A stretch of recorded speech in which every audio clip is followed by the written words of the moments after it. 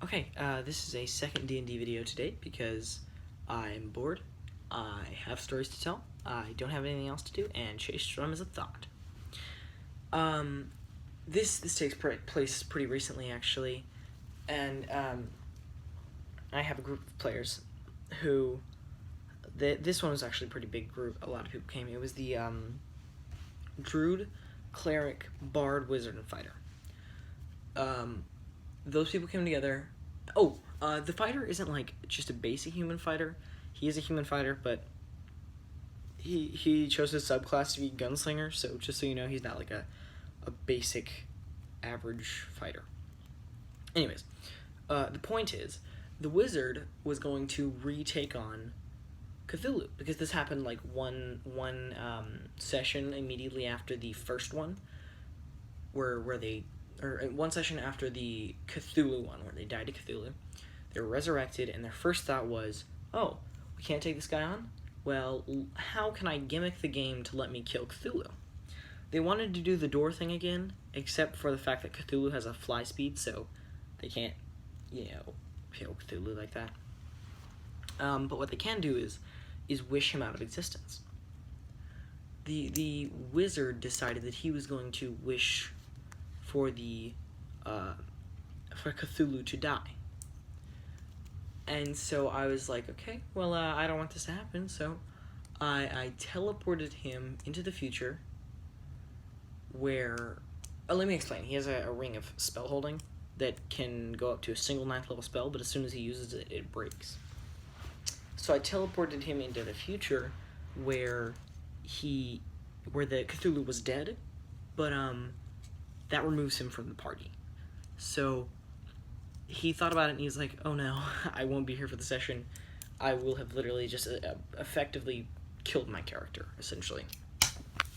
So what he did was he immediately broke his ring of spell storing and cast Wish again, which is a bad idea because that hurts you a lot, because if you cast Wish for something other than to recreate another spell then it messes your character's mind up, like, a lot. You take damage, it hurts. But the point is, he immediately used it, so it just broke it. He could never cast Wish again. And, so what he did, essentially, was he went back in time to before his wish was granted, which is something you can do in Dungeons & Dragons with the Wish spell. The Bard decided that as he comes back, he's like heavily wounded, everything like that. The Bard decides, let's take a little bit of a rest before you go back to fight. Really good idea. They went, they had a long rest, they stayed a night in a local inn or tavern or whatever. But they still wanted to kill Cthulhu. And Cthulhu's way out of their league at this point, because although they're level 20, they're a weak party because they didn't choose good spells, and their gunslinger does like non-magical bludgeoning because the artificer wasn't there and had died recently. The point is,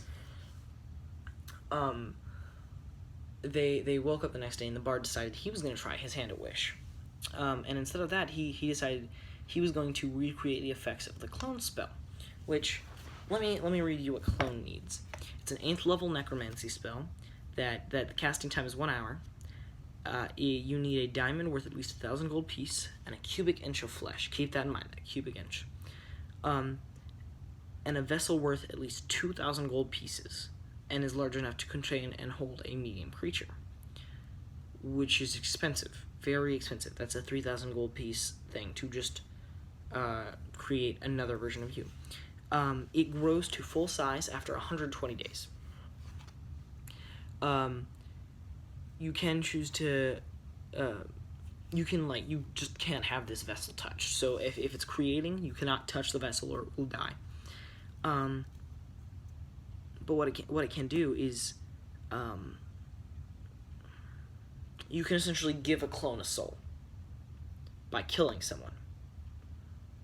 The Bard is very, very adamant on this because he's chaotic neutral. He acts like a chaotic evil. He's chaotic neutral, so he'll like go out and kill people for his clone spell, which he did actually. But at first I was like, okay, well, how do you plan to get the cubic inch of flesh? And so he says, can I not just cut off a cubic inch of flesh from myself? And I said, actually, you would need to make a check to do that, and you would have to hurt yourself, and after a while, you can't, like, pick away flesh without hurting yourself. Eventually, he just cast clone, and the way that Wish works is if you cast it using Wish, you don't have to pay for any of those things, and it happens instantly. So there's another one of him, just like a second version of him, which can cast Wish and cut away a cubic inch of its own flesh to clone himself. And you can see where this is going with, like, I think he summoned like 100 versions of himself in just a couple minutes. It's essentially Shadow Clone Jutsu, but nerdier. And so what he did was like, okay, we can go fight Cthulhu now. And I was like, there's 100 versions of this bard. How do you all plan to kill Cthulhu? And keep in mind that he has the Fireball spell via Magical Secrets, I believe. So he says, okay, I can fireball it. Well, what he didn't think about was Cthulhu can just choose not to get hurt by fireball. Like, he can just say no to fireball damage.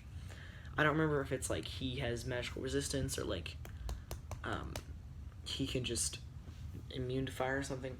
I just remember he just didn't take damage. So after this happened, right, all of them cast fireball,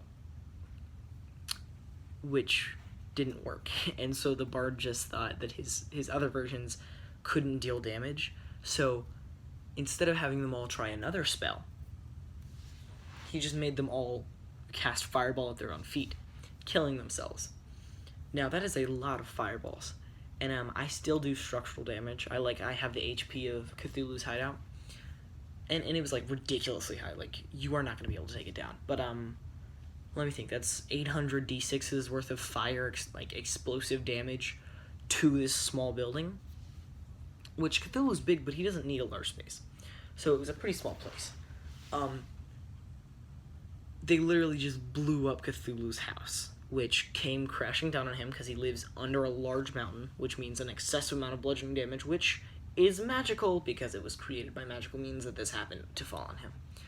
So the bard just killed Cthulhu by attempting to have his clones kill themselves, which has never happened to me, where they accidentally killed a bad guy or like a minor BBEG by killing themselves. Something similar happened, which is like their souls were keeping Tiamat on something, or this is the 13th level. This is the 13th level that I'm about to tell you about, which is they had like the 13th level. That's another party of my group, which who kill themselves way too often, like not unintentionally. Like I've gotten like in this one session or this one campaign, I think 8 or 9 suicides, and none of them were unintentional. All of them like kill themselves unintentionally. So they essentially Tiamat said that he would release his part of Earth if the group would kill themselves, because he thought that they were self-righteous and wanted to prove to humanity that you couldn't like humanity's selfish and blah blah blah blah blah, and Tiamat's the only really good god. The point is, she got the party to kill themselves, which I was not expecting. That's the only time that I've seen them like save a large part of the world by killing themselves. And then it happened again with the bard and his 5,000 freaking clones of himself. It was actually 100, but it was an excessive amount.